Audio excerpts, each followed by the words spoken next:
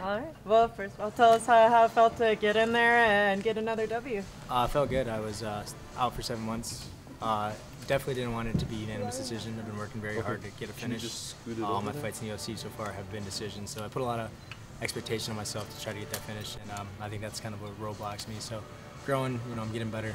Just taking my time with it. Still got a lot of years to go. So performance-wise, would you say that you weren't really satisfied with the way you performed out there? So far my UFC performances, I haven't been satisfied yet. I still gotta get in the groove of things, and I think work a little bit harder on just pushing myself to being a better martial artist. Like I said, I put high expectation on myself. I know I'm able to finish these guys with submissions, with knockouts. I just gotta, find that part of me and go out there and perform it when it matters.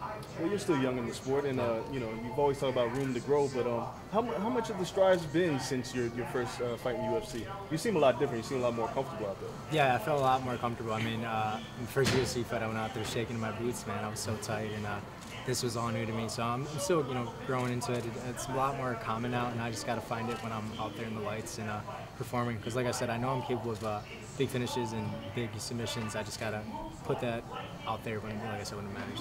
What do you mean by putting it out there? Because getting the win is the most important thing, obviously. But did you not see opportunities to finish, or what would you say happened? There were opportunities. I had a lot of opportunities to finish. I just didn't do it. I just kind of knew it was there without putting my full effort into it, and I just didn't perform the way I know I could perform. So that's honestly that's all I could say. We were looking at fighters based on the numbers next to their names. Given who your brother is and what your last name is, a lot of people just wanted you right in the top 10, right in the top. Now you're 15. Where do you want to go up by 3s, 4s, 5s, or where do you see yourself in terms of the numbers going up? As in the rankings? Yes, I thought you were saying I was 15. I'm like, dude, I got this weird. I'm trying to look like I'm at least like 19, 20. But no, I mean, Chris Kelades, I don't think he's ranked up there yet. So I mean, I'm still 15, 14. I'm not in the top 10 yet.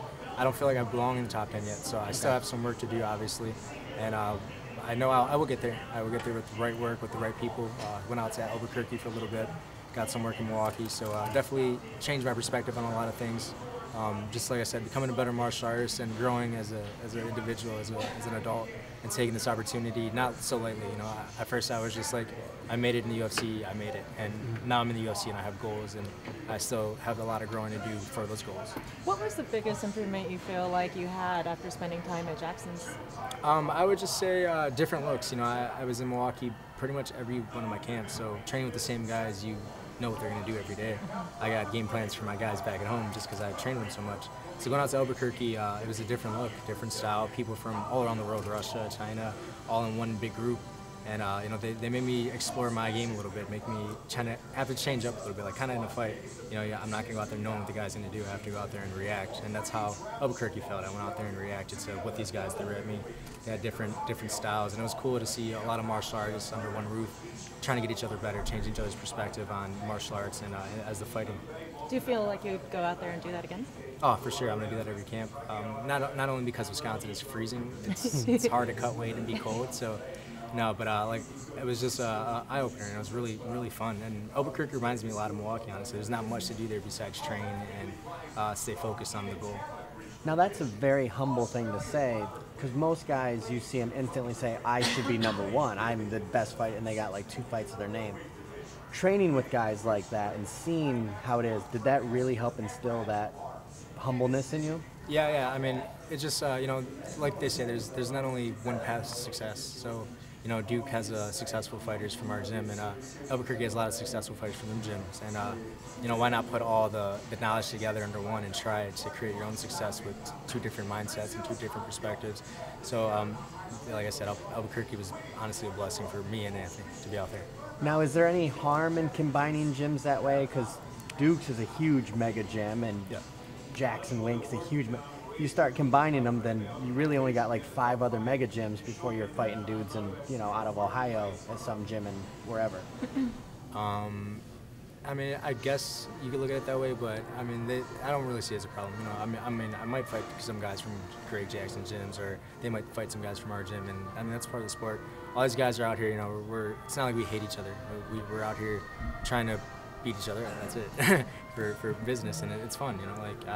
I don't go in here thinking like I'm gonna hate my opponent. I mean, obviously, I want to beat him up and hurt him, but at the end of the day, it's our job, it's our sport, and this is our passion. So I don't think there'll be any confusion or harm in that. Is it possible that your next camp will be entirely at Jackson Wink?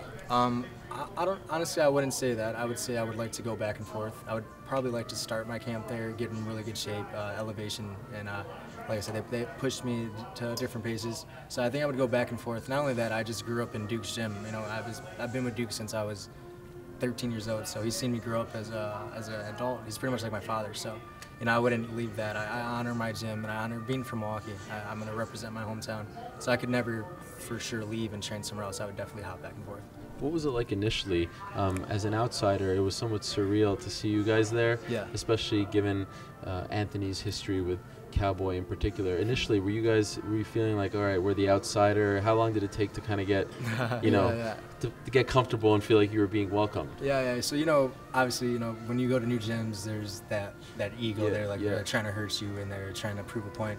When we went there, it was just more of a, you know, they were trying to help us get better. So we felt like we were going to stay 3 days for just sparring, and we ended up staying 3 weeks. And I just felt like at home, you know. It was so welcoming.